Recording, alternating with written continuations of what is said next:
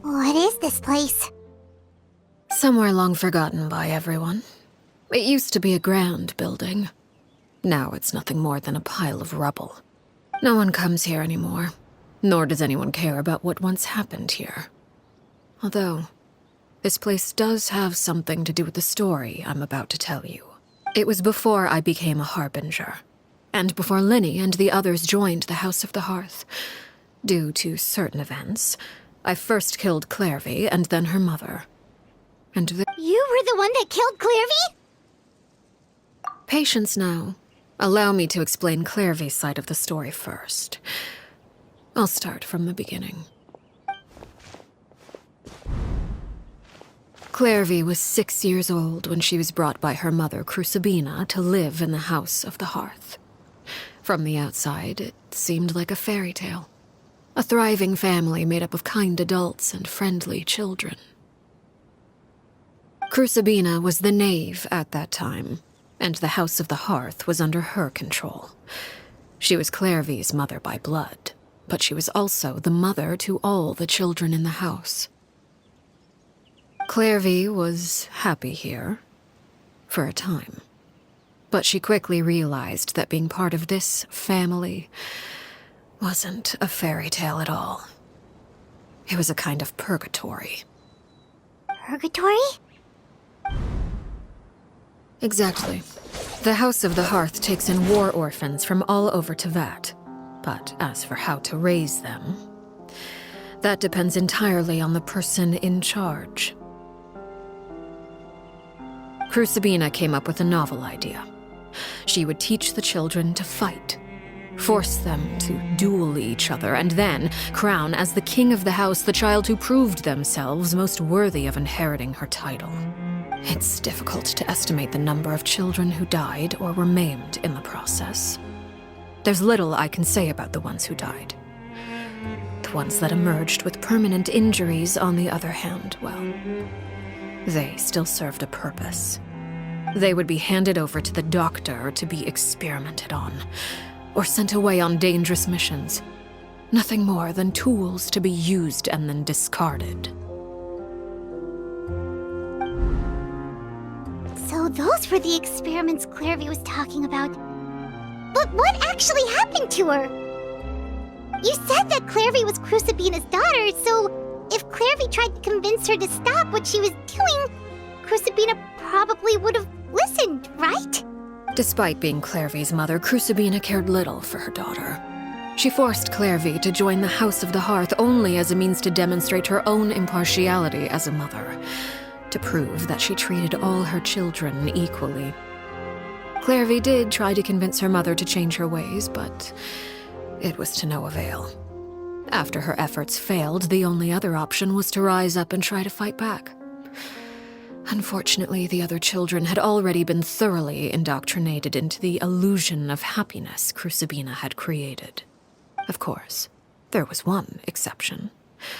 Someone Clairvy's age who knew the truth about the House of the Hearth. Her name was Peruere.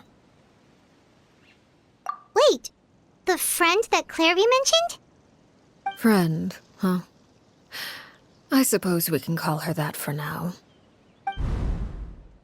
Clairvy was a cheerful and passionate person with a tenacious spirit. Peruere, on the other hand, was rather cold-blooded. Her cold-blooded nature allowed her to see through Crucibina's facade. Yet, it was also this cold-bloodedness that prevented her from acting against it. At least at first. While Clairvy longed for freedom, Peruere was convinced that, amid all the fighting and violence, she would make it until the end. Despite their differences, the two became fast friends, united by their knowledge of the truth.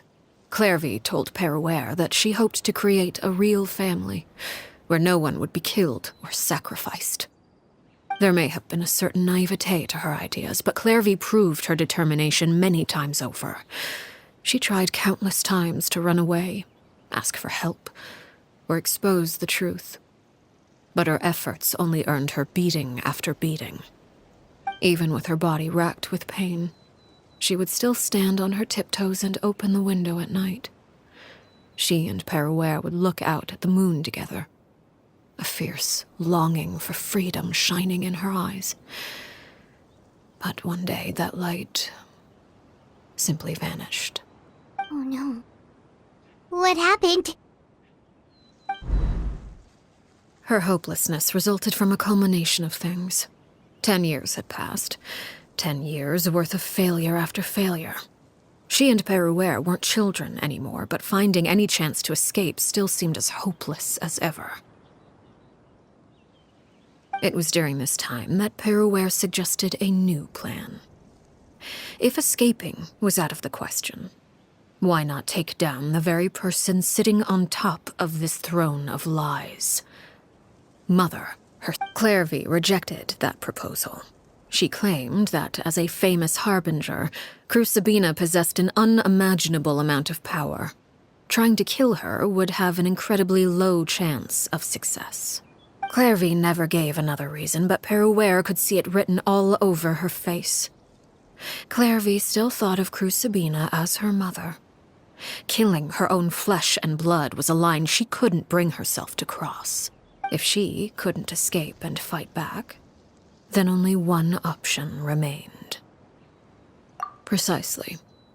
Death was the only way that she felt she could be free. It happened during a duel. When she arrived at the dueling ring that day, her partner turned out to be none other than Peruere, the very person that had stood by her side all those years. It was a fierce battle. But ultimately, Clairvy decided to let Peruere end her life. From that moment on, Peruere's journey was one written in flames. When the rain finally came and washed it all away, there she stood, the sole victor in Mother's endless game of slaughter, a trail of corpses strewn across her path to success. It was the very result she had predicted 10 years prior. Even then, she believed she would make it until the end. She wasn't surprised by the fact that she emerged as Mother's undisputed heir. Rather, her success left her with an inexplicable sense of restlessness. She was unsettled, and there was only one thing that could quell that sensation. Perhaps you two would like to take a guess as to what it was? Crucibina, you mean? But... Correct. This is the place where Peruere killed her best friend. A mere year later, this is also the place where she fought tooth and nail to kill the mother they shared. The moment she acted, any conception of what was right or wrong ceased to matter. It's one of the principles of the house. Only those who survive get to write the rules. Peruere won the battle, and became a harbinger herself, after which Her Majesty, the Tsaritsa, bestowed upon her a new name.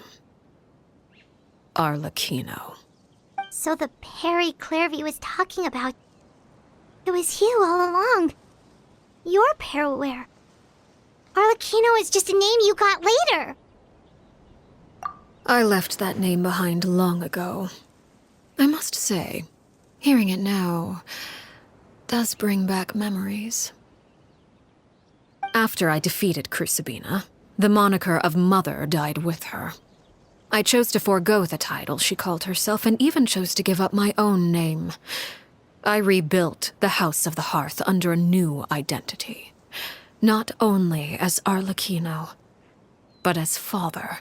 And that is where the story ends. Yeah. Based on what you just told us, Clairvy wasn't a little kid when she was killed. I suppose you could call her an illusion born of flame. Her existence is like ashes to a fire. You see, a certain power runs through my veins. It's not unlike a curse. My flames leave behind shadows of anything they consume. Of course, the chances of those shadows morphing into a sentient entity are exceedingly slim. Clairvy died when she was 16 years old, but what emerged from the flames was her 6-year-old self. Her appearance wasn't the only thing affected. Most of her memories were lost to the blaze as well. Memory is a mysterious thing indeed. Losing a portion of your memories will alter your sense of self. Lose 10 years' worth, however. No wonder Paimon got such a weird feeling when we were talking to her. Perhaps I should put it this way. Clairvy is someone trapped in time. It may seem like she exists with us in the present, but she truly lives in the confines of her own past. So if all of that is true, then you must have known about Clairvy for a long time. Indeed.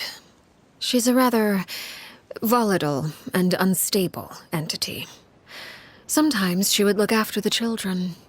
She's even saved some of their lives. But other times, she would hide from me and become obsessed with revealing the truth about the house to anyone who will listen. Shadows don't have the capacity to learn or grow. Any new information they encounter is quickly forgotten over time. Your attempts to expose Clairvy to sunlight, they failed, yes? The reason is actually quite simple. In Clairvy's mind, the house is impossible to escape. But no matter. All I have to do is kill her again, and all will be resolved. I don't anticipate so much as a single speck of ash will be left behind this time. Wait! Paimon can understand why you might want her gone, but isn't there another way? So what if she's trapped in her 6-year-old self? She's still your friend! At least talk to her first! It's too late for that. She broke the rules, and now she must be punished. That goes for Filial and Nantoy as well. She's had quite the effect on them. I hope you understand. The difference between Crucibina and myself lies in our formulation of the rules, not our policy for enforcing them.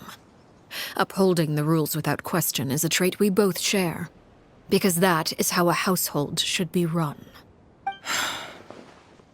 Is this really what you want to do? Whatever could you mean? Don't you want to say a proper goodbye at least? Whether as a killer or as a father, there are two things that must be avoided at all costs: anger and sorrow. Anger makes you impulsive. Sorrow causes you to waver. Well, it appears it's about time to proceed. Before we arrived, I told some of my well-behaved children to bring our troublemakers here by nightfall. I do believe I've kept my end of the deal. I gave your friends quite a bit more time.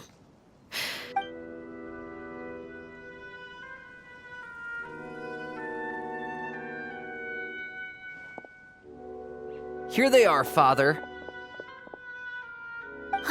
You gonna execute him? Seeing something like that would actually be a first for me. Lenny! I'm sorry. I heard about how you helped buy us more time. But I still failed. I couldn't find a way to fulfill her wish. Huh? Are you... Perry? Indeed, it's been a while, Clairvy. Perry! Shh, stay right there. I'm sorry to postpone our reunion, but first, I believe certain scores need settling.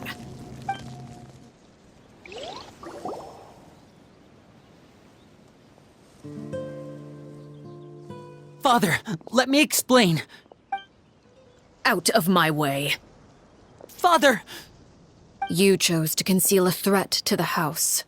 And for that, you must be punished. Overall, however, I suppose your wrongdoing is hardly the most egregious of the bunch, so I'll deal with your punishments later. As for right now, the more pressing concerns are the traitors among us. By traitors? Do you mean us? Father, let me explain. We didn't mean to. Fultz, why don't you share what you heard? Yes, Father. Secret Midnight Meeting number 3. Participants, Filial, Nantoi, Sato, Toddy. Nantoi clearly said, if only Father wasn't the one who took us in. Sato added, I'm sick of this life. I just want to live as a normal person.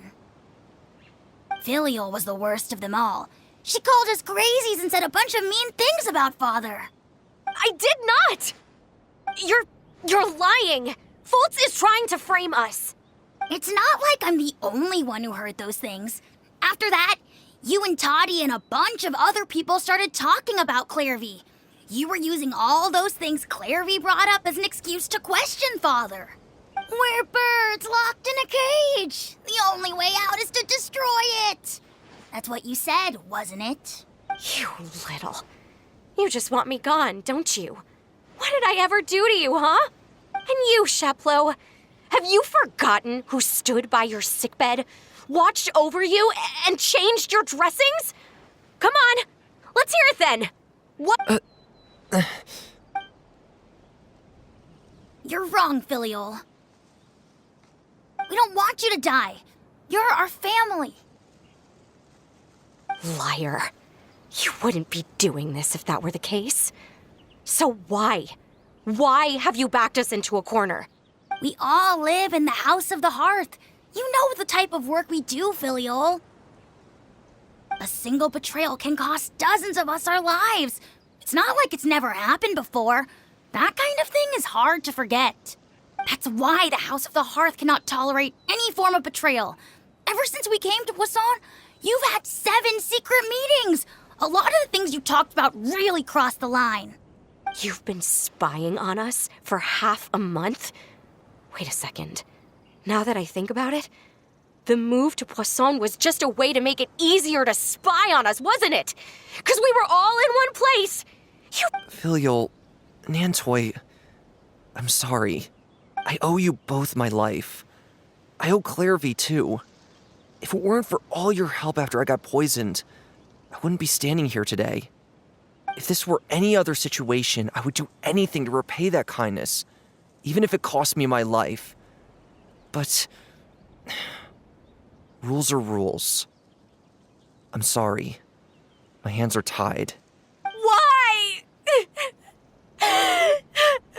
That's enough, Filial. We made a mistake, and we should own up to it. We broke the rules, plain and simple. I'm sorry, Sheplo. Fultz. I'm sorry, Father. We accept our punishment. Chapleau, according to the rules of the House of the Hearth, how should these traitors be punished? All those who betray the house pay with their lives. And so it shall be.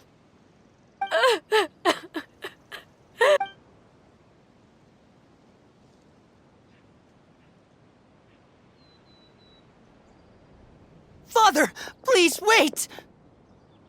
Something you want to say, Linny? Please reconsider, Father. What Filial and the others did, does it really count as betrayal? We all come from broken families. From the very first day we joined the House of the Hearth, we wanted nothing more than to make it a real home. But the truth is, none of us know what a real home should look like. I'm not saying I have all the answers. All I know is this. Killing Filial and the others may uphold the rules, but doing so will only bring us further away from being a real family than we've ever been. So please, Father, please reconsider. I agree with Linny. Father, please. Linny, you... I also agree with Linny. An order once given cannot be rescinded.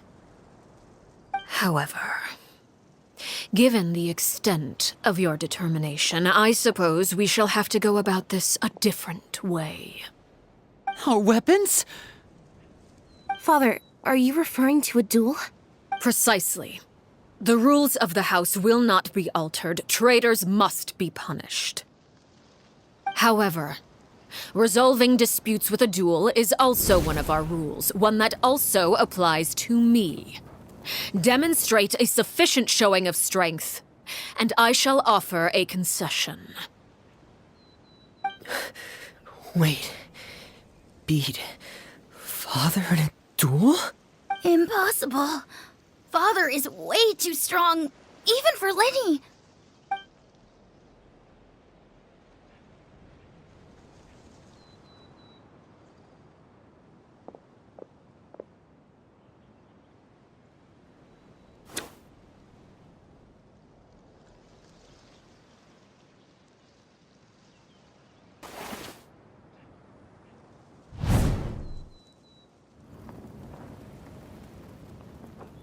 Did you hear that, Traveler? Lenny and the others have to duel the knave. What should we do? Can they really win something like that? If they lose, those people from the house are really gonna be executed. Hey, are you listening?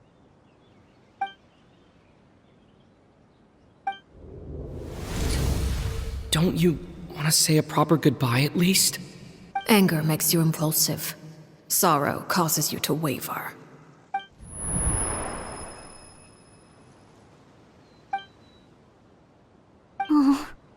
Looking at that expression on her face, she seems really serious about this. Guess that means there's no chance she's throwing the duel on purpose, huh? When guests are around, families are often on their best behavior. And any disputes are less likely to escalate. When the time comes, make the choice that you deem most appropriate in the situation, and lend your help to the House of the Hearth. What's wrong, Traveler? Hey, where are you going? Traveler?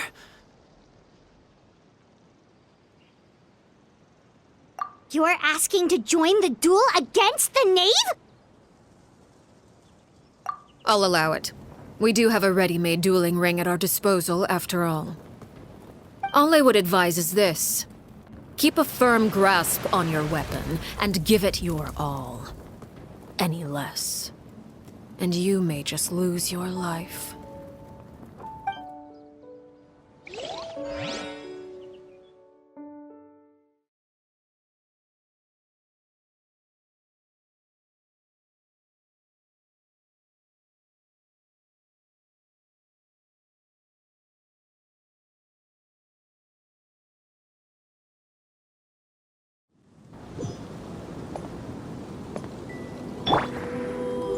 Time for takeoff.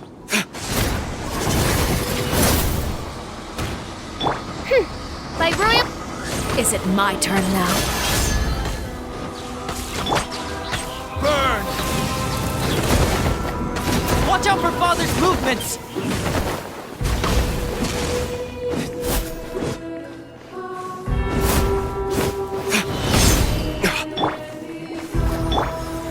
As you wish, main Fräulein.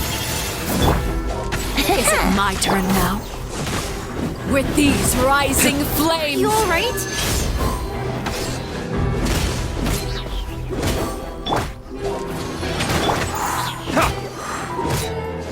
Is it my turn now?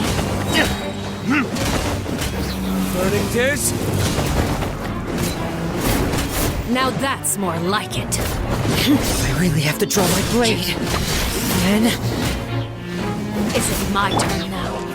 With these rising flames!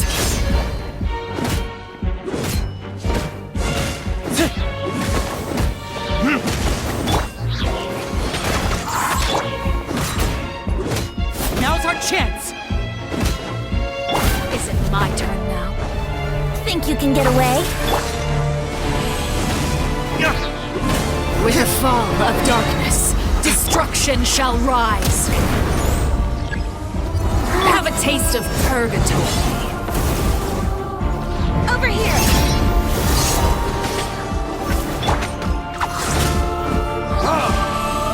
With these rising flames, Burn!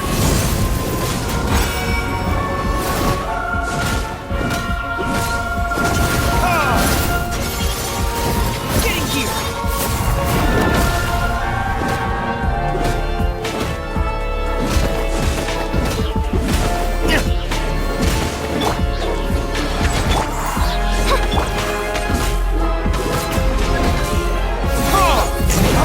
the countdown has begun. Now's our chance!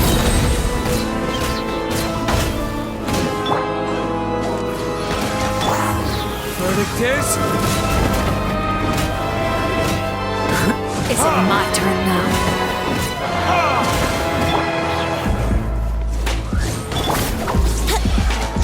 Hang in there! Running is a little use.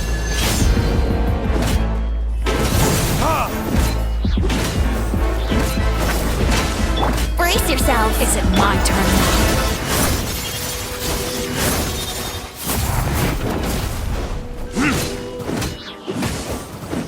Try to pace yourself!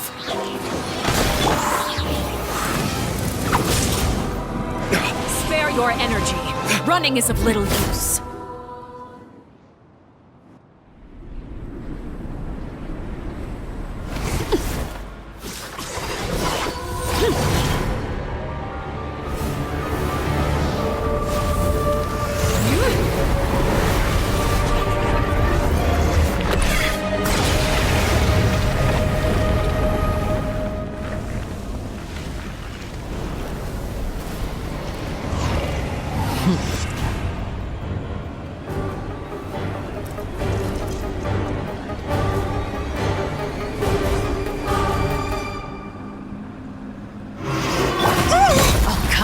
Is everyone Who's stop next? singing? Reveal thyself. Let's dance. Now's our chance! Over here! Where did I... Who's next?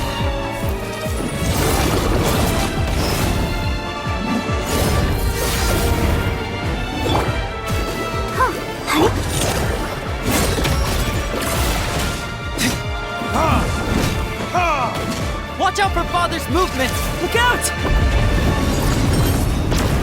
The sun and moon have set. Only ruin remains.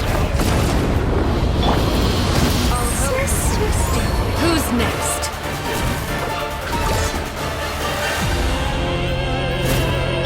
What a time. Now's our chance! Over here! Let's see what strong your resolve truly is. Brace yourself.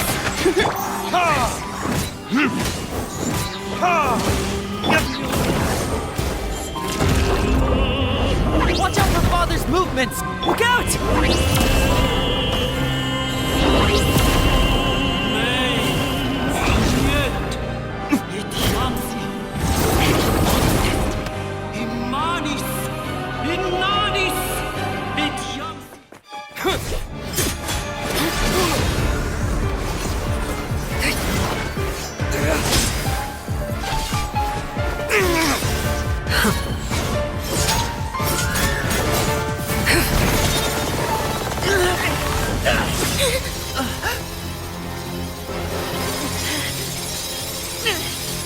You should know better than to crowd in one place.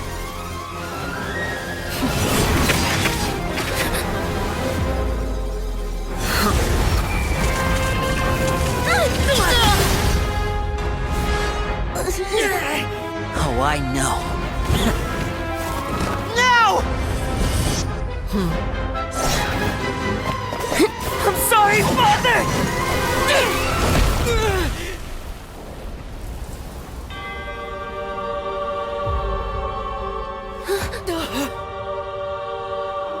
Sorry for what? This pitiful excuse for an attack.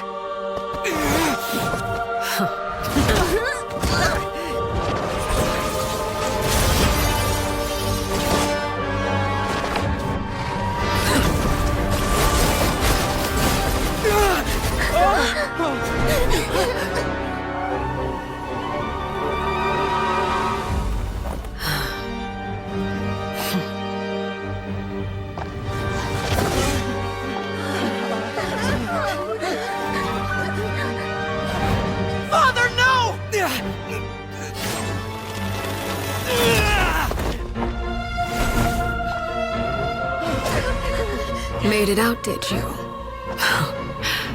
You're stronger than I expected.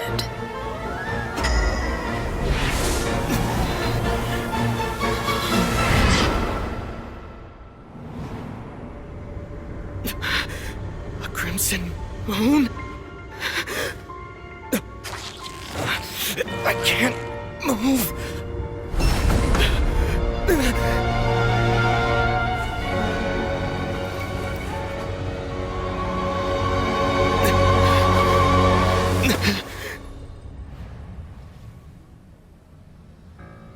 Still, not strong enough to beat me.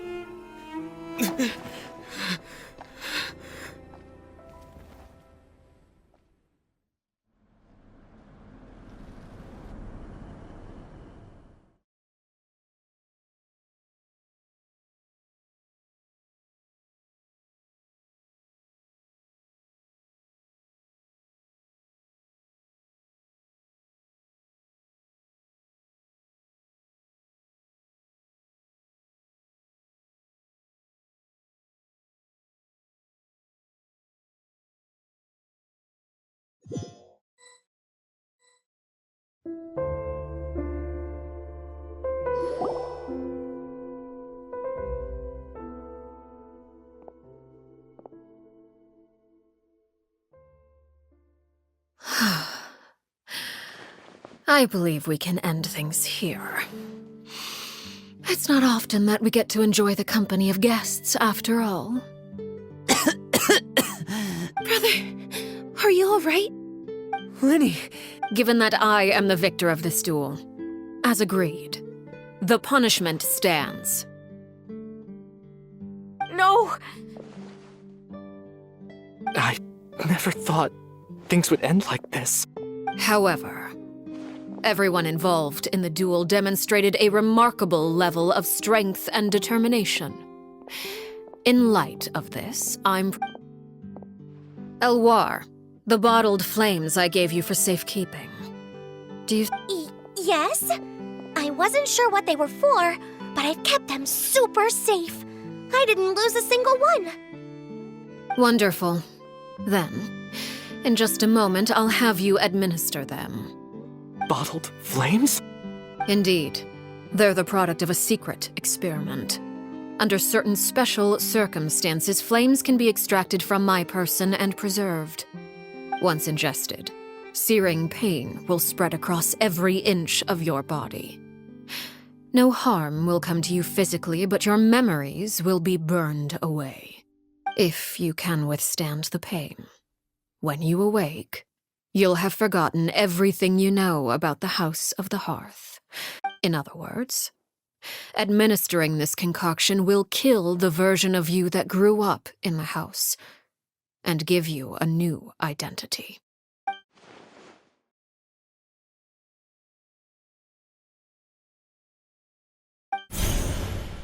Memory is a mysterious thing indeed. Losing a portion of your memories will alter your sense of self.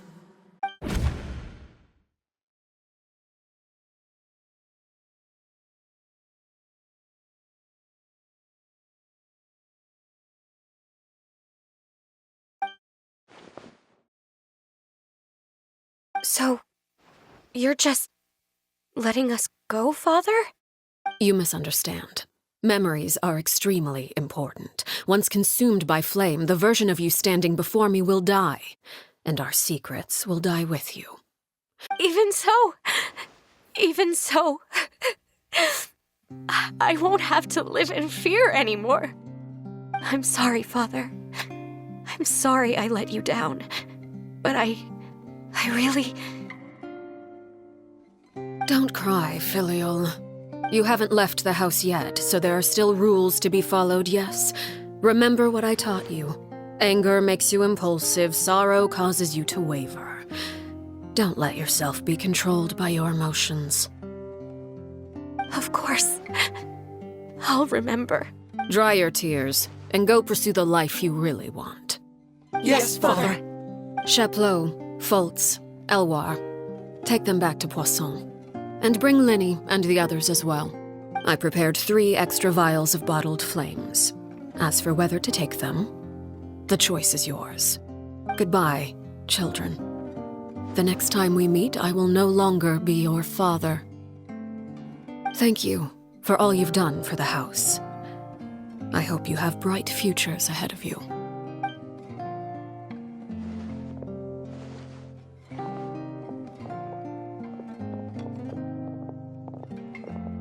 Father! Let's go.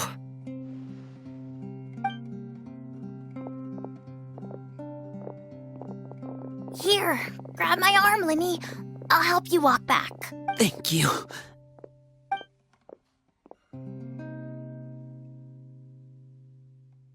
Clairvy.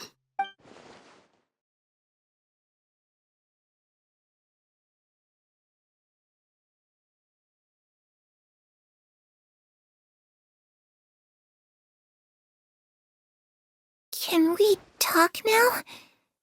I've been waiting for a super long time.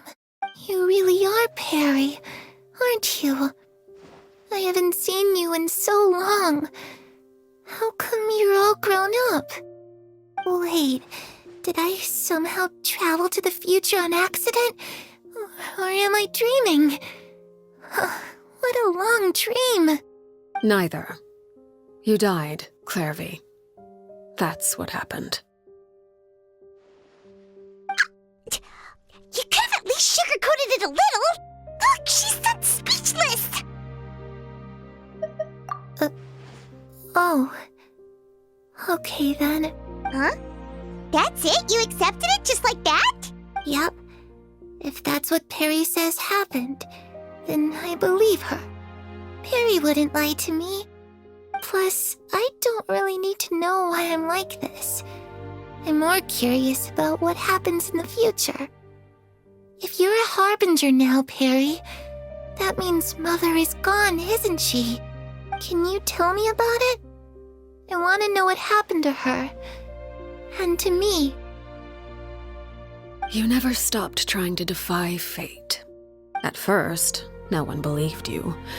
You could only vent your frustrations to the moon. In fact, you often sought comfort in the night sky. You wanted to see the aurora, so one night we promised each other we would go to Snezhnaya to see it together. Later on, you tried to run away, but you were brought back each time. Mother spared your life, but it wasn't out of kindness.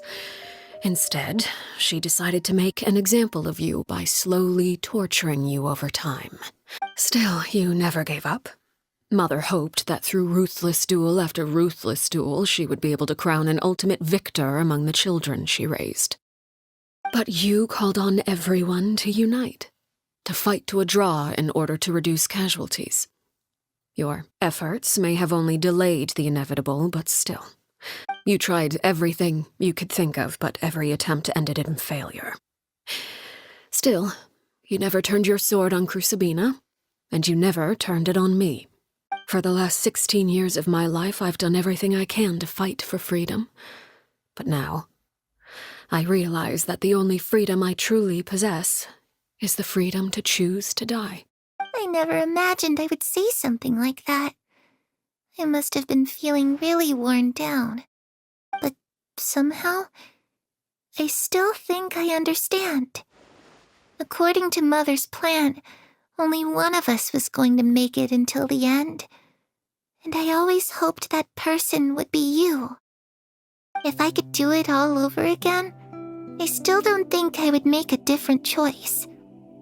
Even when I first met you, I knew you'd be able to do what I couldn't. Is that so?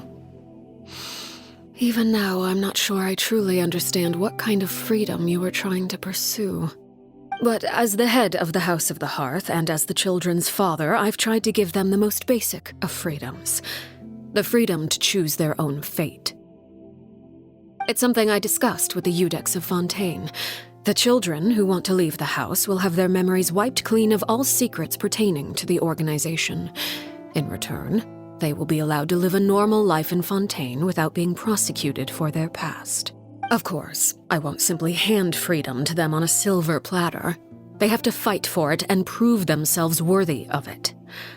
Only freedom that is earned has true value. That's more than enough. That's exactly the kind of life I was fighting for. You know, Perry, I think you're a pretty amazing king, and a really great father, too. I'm really happy that you're the one who took over the house. I guess I do have one regret, though. I still haven't seen the outside world. Well, it just so happens that our dear guests over here have been to many nations and traveled to countless places. Perhaps they would be willing to tell you what the outside world is like. Really? Of course! We've traveled all over the place. We've got so many stories, we could probably talk your ears off for 3 days straight. You know, I used to dream of being a bard, playing the lute while singing into the winds of freedom. Even if there was no one there to listen, I would have continued to sing no matter what. Ah, that's where Mora comes from. I never knew that before. If I had some Mora, I would buy 3 new dresses. One for me, one for Perry, and one for Mother.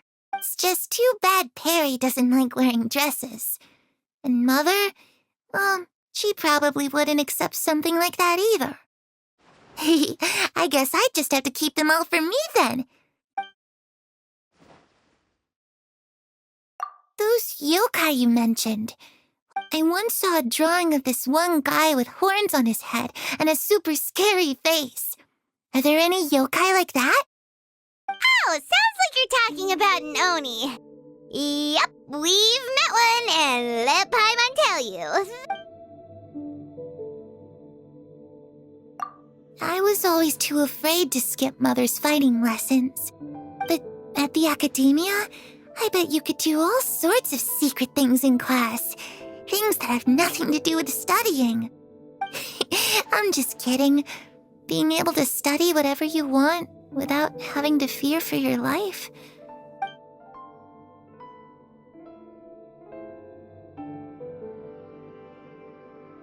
The situation was super dangerous. Lenny and Lynette were accused of committing a crime, and they were going to have to stand trial at the Opera Epicles. Oh no, that must have been hard for all of you. What happened next? Don't worry, we were able to turn the situation around super quickly, all thanks to Detective Paimon, of course. How'd you do that? Come on, tell me. Okay, so it was like this. After the failed magic show, we rushed to the scene and...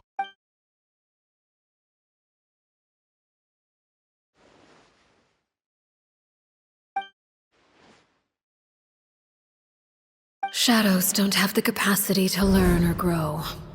Any new information they encounter is quickly forgotten over time.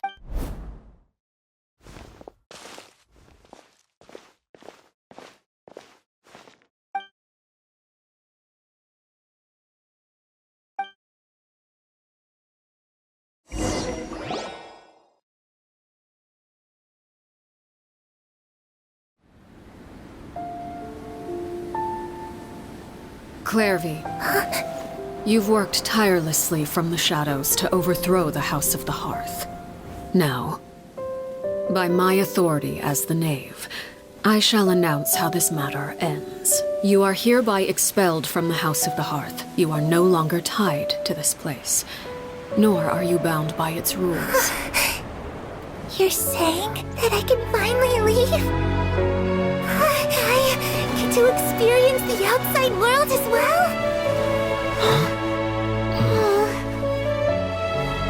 Oh, I almost forgot. There's no getting older for me. Still, seeing who you grew up to be makes me really happy, Parallel. Take care of yourself. Goodbye.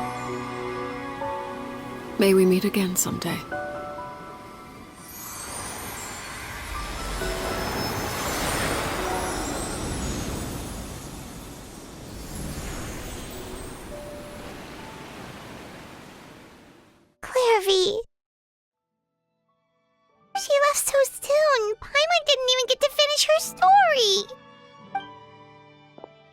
I also have certain sentiments left unsaid. I wanted to tell her that the aurora I saw in Snezhnaya was just as beautiful as the ones in the pictures. But a shadow's memories reset at dawn. Had we delayed any longer, we wouldn't have had the time to say goodbye. Whatever regrets may linger, let them be lost to the coming of a new day. Father? It's Linny! Hey, Linny!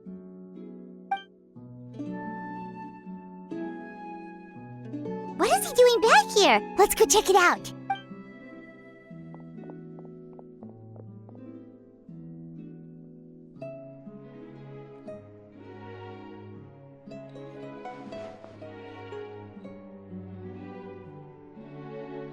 Father, the bottled flames have been administered.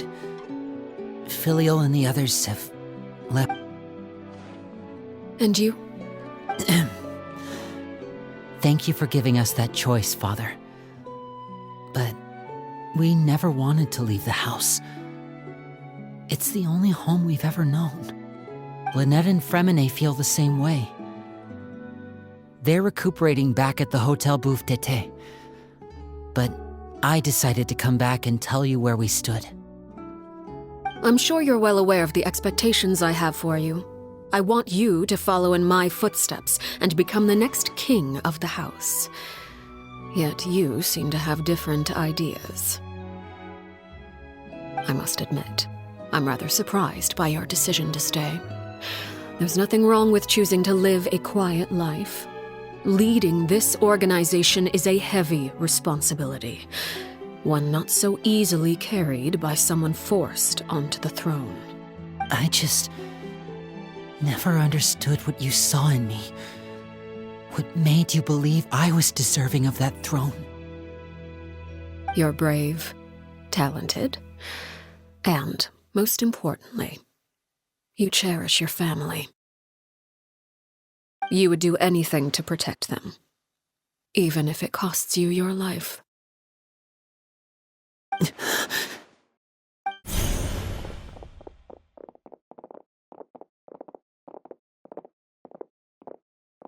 Speaking up back there was so brave of you, Linny. It's all thanks to you that we were able to convince Father to back down. You're a hero, Linny. Hero? Father is the real hero. Had Father gone all out during the duel, there's no way I would have walked away with my life. She must have had it all planned from the beginning, from the very moment she suggested a duel. I'm not deserving of that title. I'm not strong enough or smart enough. You're wrong. In my opinion, all you need to be deserving of the throne is conviction and the necessary strength to act on it. We may have different ideas of what it means to be a family, but you can hardly be said to lack conviction. What you truly lack is strength. For someone of your talent, though, that's something that will come with time. Even without that strength, you still chose to face me in a duel, even though the odds were stacked against you. That capacity to honor your convictions is what I truly see in you. Father. No one knows what the future holds, what tragedy or triumph may be in store. Being at the head of this organization requires the strength of will to face whatever comes. Caution will only hold you back. If reaching a certain standard were required to go after what you want, I would never have succeeded in killing my predecessor. Back then, there was still a considerable gap between our abilities. Strength may decide the ultimate victor, but those who let a lack of strength dictate their decisions or undermine their convictions will never be worthy of the throne. I understand, Father. Thank you. Children must grow up to surpass their parents. Only then can a family continue to flourish. The road ahead is not an easy one, so I'll ask you one last time. Are you— You've done so much for me, Father, and that kindness must be repaid. Plus, with Project Stuja at hand, there are many dangers ahead, and I, for one, don't intend to back down. Protecting my family at all costs. Then you're welcome to stay. As for Project Stuja, you need not be too concerned. If those cowardly businessmen and heartless dignitaries try to take us down, I'm prepared to teach them a lesson. Having members who longed for the light was our organization's last weakness. With those members no longer among our ranks, the House of the Hearth is like a spider hiding in the shadows. We need only wait for our prey to come to us. At present, our imperative is to use their plan to our advantage. In doing so, a crimson moon shall rise amid the frigid blizzards of winter. No demonstration of loyalty shall go unrewarded, and no sacrifice shall be in vain. As for the two of you, whether we meet again as friend or foe, I'll remember the camaraderie we shared in this moment. No matter how arduous the journey ahead, I hope we both reach our desired destination.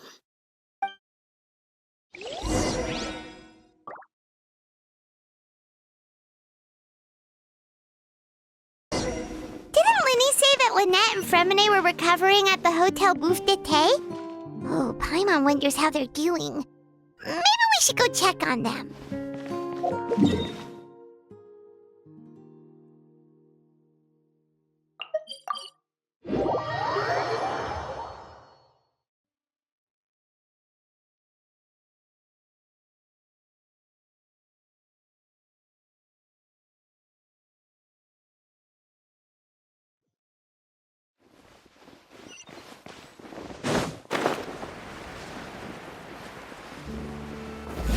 Yeah.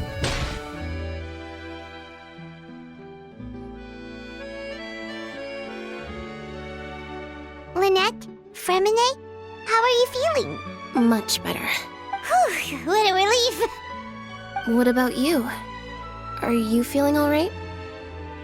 I knew you'd come out unscathed. Us, on the other hand, well, we've been bedridden for 2 days.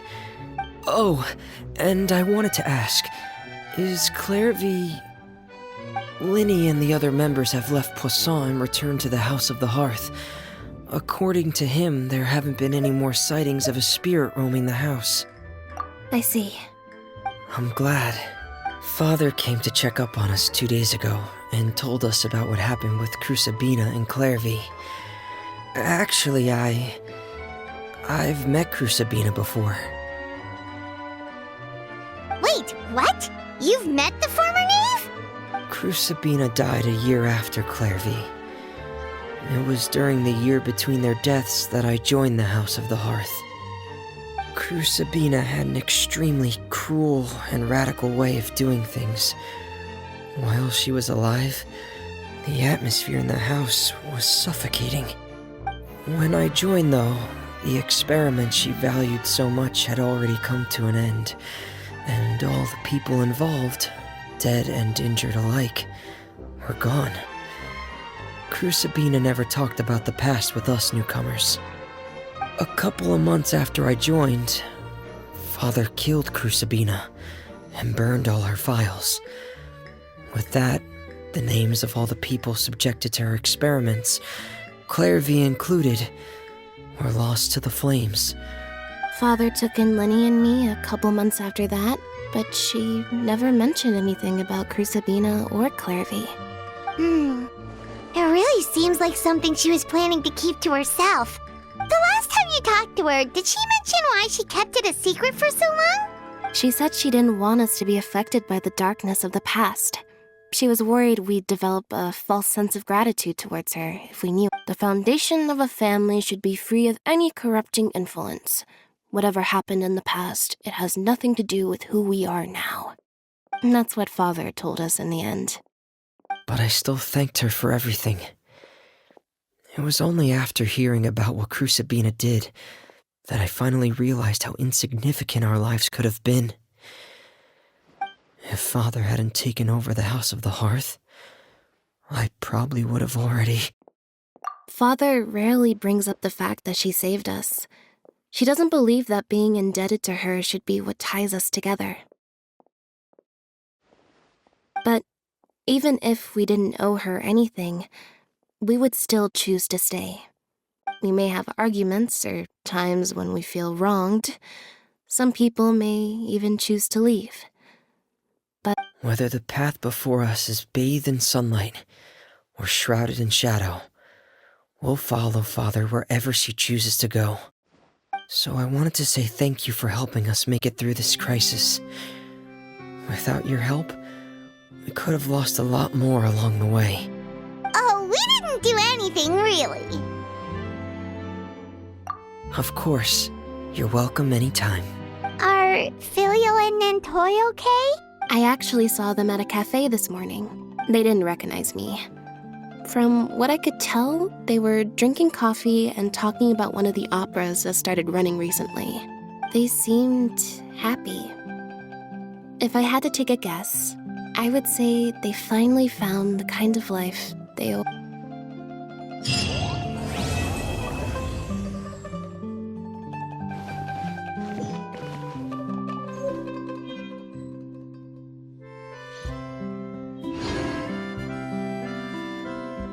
Fresh fruit, sweeter than syrup. You should really bring the Knights of Favonius with you next time.